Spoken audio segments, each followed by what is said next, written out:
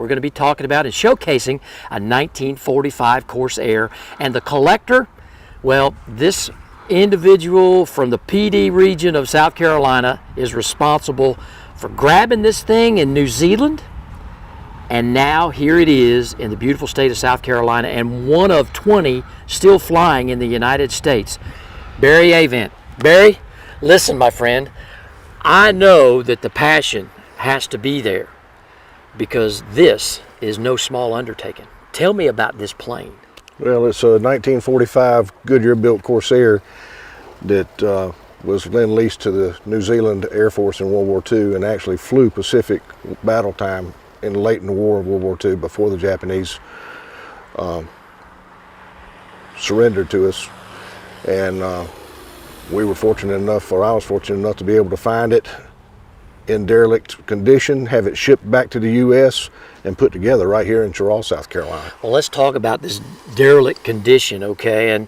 And as folks can kind of follow along here as you talk, from first inception to rebuild, kind of what was it when you found it? I mean, what'd you think? It was very interesting. I've been looking for a project like this. This is my favorite airplane.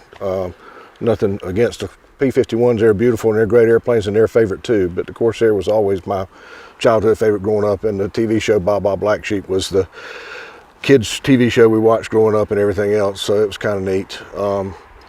To get my hands on something like this has always been a dream, and it all worked out. You know, it came in 2008 is when we finally got the last shipment in. Took 3 shipments of containers to get it here, and then we had what we call a recession.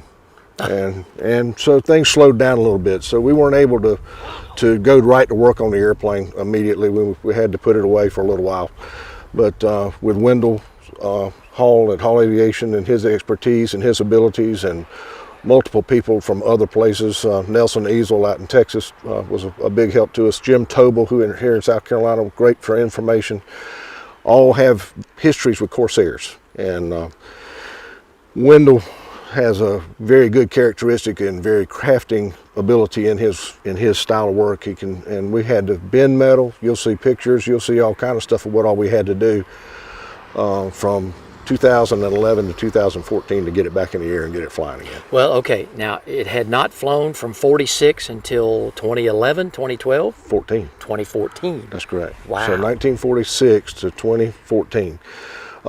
I have the logbook entries of the guy who ferried the airplane out of the Pacific Islands back to New Zealand to go in the junkyard, and that was in 1946.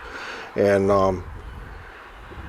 the airplane then went into the junkyard, and it stayed in the junkyard till a New Zealand fellow got it, and then he put it in his hangar, and we ended up buying it, or I ended up buying it from him, and took everything out of his hangar. And we had 99% of an airplane when we got it. Goodness. So we didn't have to do a whole lot of work. It was all there. Well, let's talk a little bit about show and tell now, okay? Because now you got it. It's a beautiful, beautiful airframe.